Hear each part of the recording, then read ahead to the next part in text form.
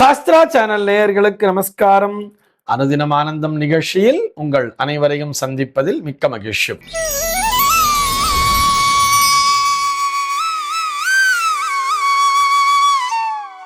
இன்று 15/12/2025 இந்த நாள் குறித்து பஞ்சாங்கம் என்ன சொல்றதுன்னு பார்க்கலாம் வாங்கோ. இன்றைய தினம் விஸ்வாவசு வருடம் கார்த்திகை மாதம் 29ஆம் தேதி திங்கட்கிழமை. திதி பார்த்தோம்னா தேய்பிரை ஏகாதசி திதி இரவு 9:20 வரைக்கும் இருக்கு. அதனை தொடர்ந்து தேய்பிரை துவாதசி திதியானது வந்து விடுகிறது. இன்னைக்கு நட்சத்திரம் பார்த்தோம்னா சித்திரை நட்சத்திரம் பகல் 11:06 வரைக்கும் இருக்கு. அதனை தொடர்ந்து சுவாதி நட்சத்திரம் என்பதும் வந்து விடுகிறது. பகல் 11:06 வரை, அதாவது சித்திரை நட்சத்திரம் இருக்கின்ற வரை இந்த நாளானது ஒரு சித்த யோகம் கூடிய நாளாக இருக்கிறது. அதனை தொடர்ந்து அமிர்த யோகம் என்பதும் வந்து விடுகிறது. இதுபோக பஞ்சாங்கத்திலே வரக்கூடிய யோகம் அப்படின்னு சொல்லி பார்த்தோம்னா இன்றைக்கு சோபனம் அப்படிங்கிற ஒரு நாம யோகத்தை கொடுத்திருக்கா. கரணம் பார்த்தோம்னா பவம் அப்படிங்கிற ஒரு கரணம் காலையில 8:03 வரைக்கும் இருக்கு. அதனை தொடர்ந்து பாலவம் அப்படிங்கிற ஒரு கரணமானது வந்து விடுகிறது. இந்த நாளானது ஒரு சமநோக்கு நாளாக அமைந்திருக்கிறது. இன்றைக்கு என்ன ஸ்பெஷல் அப்படின்னு சொல்லி பார்த்தோம்னா இன்றைய தினம் பஞ்சாங்கத்திலே சர்வ ஏகாதசி அப்படிங்கிறத கொடுத்திருப்பா. இந்த ஏகாதசியானது சபலா ஏகாதசி என்ற பெயரிலே அழைக்கப்படுகிறது. இது போக இன்றைய தினம் கார்த்திகை மாதத்தினுடைய 5வது சோமவார நாளாக அமைந்திருக்கிறது. இந்த கார்த்திகை சோமவாரம் அப்படின்னு சொன்னாலே அது பரமேஸ்வரனுக்கு விசேஷம்னு தெரியும். நிறைய ஆலயங்களிலே இன்றைய தினம் அந்த சங்காபிஷேகம் அப்படிங்கிறது நடக்கும். ஆக அருகிலுள்ள சிவாலயத்திற்கு சென்று இறைவனை வழிபடுவதற்கு மறக்காதீர்கள் என்பதற்காக நினைவூட்டுகிறோம். இதுபோக இந்த நாளானது ஒரு சுப முகூர்த்த நாளாகவே அமைந்திருக்கிறது.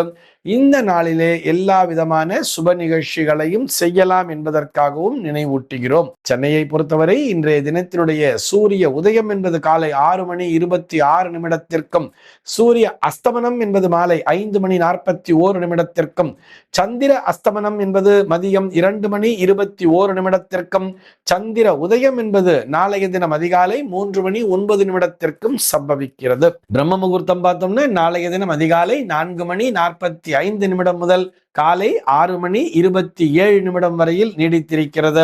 சென்னையை பொறுத்தவரை இன்றைய தினத்தினுடைய ராகு காலம் என்பது காலை 7:51 முதல் 9:15 வரையிலும், யமகண்டம் என்பது பகல் 10:39 முதல் மதியம் 12:04 வரையிலும், குளிகை காலம் என்பது மதியம் 1:28 முதல் 2:52 வரையிலும் சம்பவிக்கிறது. தினாந்தம் பார்த்தோம்னா இன்றைய தினம் இரவு 1:40 கொடுத்திருக்கா. சூலம் பார்த்தோம்னா இன்றைக்கு கிழக்கே சூலம் காலை 9:26 வரையில் அந்த சூல தோஷம் என்பது உண்டு. அதற்குரிய பரிகாரமாக தயிர் அறிந்துவிட்டு கிழக்கு திசையை நோக்கி பயணிக்கலாம் அப்படிங்கிறதையும் சொல்லி இருக்கா. இன்றைய தினத்தினுடைய ஆன்மீக தகவலாக நம்ம என்ன பார்க்க போறோம் சொல்லி பார்த்தோம்னா, நாளைக்கு மார்கழி மாசம்ங்கிறது பிறக்கிறது அல்லவா. இந்த மார்கழி மாதத்தினுடைய மகிமை என்ன அப்படிங்கிறது தான் பார்க்க போறோம். அதாவது இந்த மார்கழி மாதத்தினுடைய மகிமை என்னன்னு சொல்லி பார்த்தோம்னா ஒரே வரியில சொல்லணும்னா மரண பயம் போக்கிடும் மார்கழி அப்படின்னு எடுத்துக்கலாம்.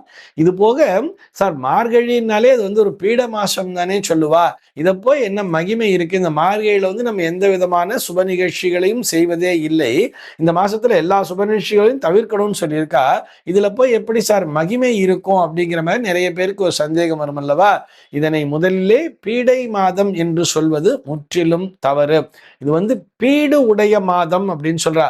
பீடுன்னு சொன்னா பெருமை அப்படின்னு அர்த்தம். தமிழ்ல பீடு அப்படிங்கிற வார்த்தைக்கு பெருமை அப்படின்னு அர்த்தம். பீடு உடைய மாதம் சொன்னா ஒரு பெருமை மிகுந்த மாதமாகவே இந்த மாதமானது பார்க்கப்படுகிறது. அதுவும் கிருஷ்ண பரமாத்மாவே பகவத்கீதையில எப்படி சொல்லியிருப்பார் அப்படின்னு சொல்லி பார்த்தோம்னா, மாதங்களில் நான் மார்கழியாக இருக்கிறேன் அப்படின்னு சொல்லி இருக்காராம். ஆக கிருஷ்ண பரமாத்மாவே இதனை வந்து மாதங்களிலே நான் மார்கழியாக இருக்கிறேன்னு சொன்ன இதனுடைய மகத்துவம் என்னங்கிறத புரிஞ்சுக்கணும் இல்லையா. அப்படி என்ன சார் மகத்துவம் இதற்கு அப்படின்னு சொல்லி பார்த்தோம்னா, நம்ம வந்து ஒரு வருடத்தை 2ஆக பிரிக்கிறோம். அதாவது உத்தராயணம் தட்சிணாயணம்னு பிரிக்கிறோம். நமக்கெல்லாம் ஒரு வருட காலம் என்பது தேவர்களை பொறுத்தவரை அது ஒரு நாள் மட்டும்தான். அந்த ஒரு நாளிலே உத்தராயண காலம் என்று அழைக்கப்படக்கூடிய, அதாவது தை மாதம் 1ஆம் தேதியிலிருந்து ஆனி மாதத்தினுடைய கடைசி வரை இருக்கக்கூடிய இந்த 6 மாத காலங்கள் பகல் பொழுதாக இருக்கின்றன. ஆடி மாதம் 1ஆம் தேதியிலிருந்து, அதாவது தட்சிணாயனம்னு சொல்றோம், தட்சிணாயன புண்ணிய காலம் சொல்லி ஆடி மாச பிறப்பினை சொல்வார்கள் அல்லவா, அந்த ஆடி மாதம் 1ஆம் தேதியிலிருந்து மார்கழி மாத கடைசி வரை வரக்கூடிய இந்த 6 மாத காலங்களை தட்சிணாயன காலம், அதாவது தேவர்களுக்கான இரவு பொழுதாக பார்க்கப்படுகிறது. இப்படி பார்த்தோம்னா நம்ம ஒரு அப்ராக்சிமேட்டா சொல்லணும்னா அந்த அதிகாலை பொழுதுன்னு சொல்றோம் இல்லையா, அதாவது ஒவ்வொரு மாதமுமே 2 மணி நேரங்களாக நம்ம பிரிச்சுக்கலாம் இல்லையா. மொத்தம் ஒரு 12 மாதங்கள் இருக்குன்னு சொன்னா ஒரு நாளைக்கு 24 மணி நேரம் சொன்னா தேவர்களை பொறுத்தவரை அது ஒரு நாள் தானே சொல்லி இருக்கும். அப்ப தேவர்களுக்கு நமக்கெல்லாம் ஒரு மாசம்ங்கிறது அவர்களை பொறுத்தவரை 2 மணி நேரம் தான். அந்த கணக்கில பார்த்தோம்னா இந்த மார்கழி மாதம் என்பது தேவர்களை பொறுத்தவரை அதிகாலை பொழுது, அதாவது காலைல 4 மணிலேருந்து 6 மணிக்குள்ளாக இருக்கக்கூடிய அந்த 2 மணி நேர காலம்தான் தேவர்களுக்கான அந்த அதிகாலை நேரமாக இந்த மாதமானது அமைந்திருக்கிறது. அதனாலதான் தனுர்மாச பூஜை அப்படிங்கறத எப்ப பண்றா, அதிகாலையிலேயே. தினசரி காலையில கோவில பார்த்தோம்னா ஒரு 6-6:30 தான் திறக்கிறான்னு வச்சுண்டா, ஆனா இந்த மார்கழி மாதத்துல மட்டும் காலையில 4 மணிக்கெல்லாம் எழுந்திருச்சுவா தெரியுமா. 4 மணிக்கெல்லாம் போய் கதவே திறந்துருவா.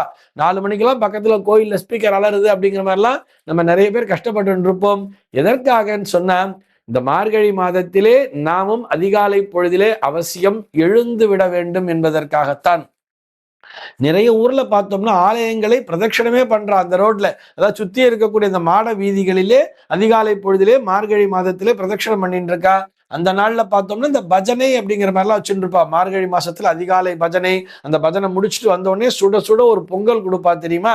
அந்த பொங்கலுக்கெல்லாம் ஒரு அபரிமிதமான ருசி என்பது இருந்து கொண்டிருக்கும். இதுதான் இந்த மார்கழி மாசத்தினுடைய ஸ்பெஷாலிட்டின்னு சொல்றா. தேவர்களுக்கெல்லாம் இது அதிகாலை பொழுதாக இருப்பதால் தான் இந்த அதிகாலை நேரத்திலே தேவர்களை வரவேற்கின்ற விதமாக நம்முடைய வீட்டு வாசல்ல வண்ண வண்ண கோலங்களை இட வேண்டும் அப்படின்னு சொல்றார். கலர் கலரா கோலத்தை போடணும் அப்படின்னு.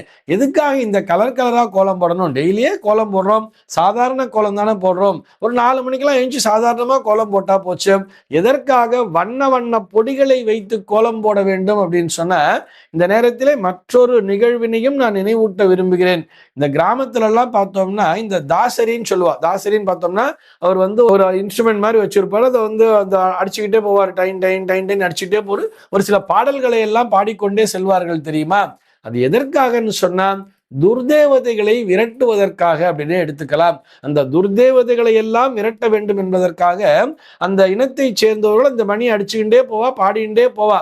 அந்த மாதிரி பாடிண்டே போகும் பொழுது துர்தேவதைகள் எல்லாம் ஓடிவிடுமாம், நல்ல தேவதைகள் எல்லாம் அந்த நேரத்திலே வந்து சேருமாம்.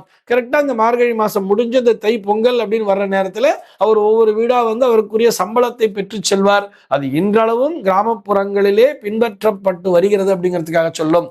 நகர்ப்புறத்தில் இருக்கக்கூடிய குழந்தைகள் அதனை மறந்து போயிருப்பார்கள். அவர்களுக்கு அப்படின்னா என்னன்னு கூட தெரிஞ்சிருக்காது. இன்னைக்கு நம்ம அந்த சம்பிரதாயங்கள் எல்லாம் தெரிஞ்சுக்கணுங்கிறதுக்காக நான் அதை வலியுறுத்தி சொல்லிட்டு இருக்கேன். ஆக அந்த துர்தேவதைகளுக்குரிய பிரீத்தியாகத்தான் நம்ம வண்ண வண்ண கோலங்களை அந்த வாசல்ல இட்டு வைக்கிறார்.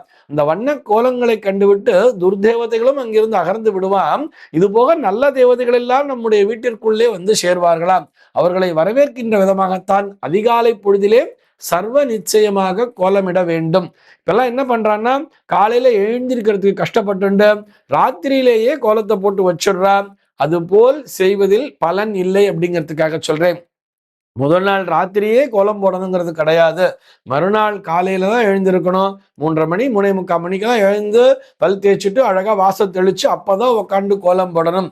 குனிந்து கோலம் இடும் பொழுது எதற்காக சொல்றோம்னு சொன்னா இந்த மார்கழி மாதத்திலேயே அந்த காற்று அப்படிங்கிறது இருக்கு இல்லையா, அதுல இந்த ஓசோன் அப்படிங்கிறது ரொம்ப கிளியரா இருக்கும்னு சொல்றார். இதனை நாம் சுவாசிக்க வேண்டும். குனிந்து நிமிர்ந்து கோலம் போடும் பொழுது அந்த மார்கழி பனியிலும் நமக்கு வேர்க்கும் தெரியுமா. அந்த வேர்வையோடு கலந்த அந்த வேர்வையோட நம்ம அந்த ஜில்லுன்னு அந்த காத்த சுவாசம் பண்ணும் பொழுது நம்முடைய உடம்பானதும் ஆரோக்கியம் பெறும் அப்படிங்கிறதுக்காக சொல்றோம். இத்தனை சிறப்பு வாய்ந்த மாதம் மார்கழி மாதம். இந்த மார்கழி மாதத்தையே தனுர் மாசம்னு சொல்லுவா. எதற்காக தனுர் மாசம்ங்கிற பேர்ல சொல்றான்னு பார்த்தோம்னா இந்த மாதம் முழுக்கவே சூரியனானவர் தனுர் ராசியிலே சஞ்சரித்து கொண்டிருப்பார்.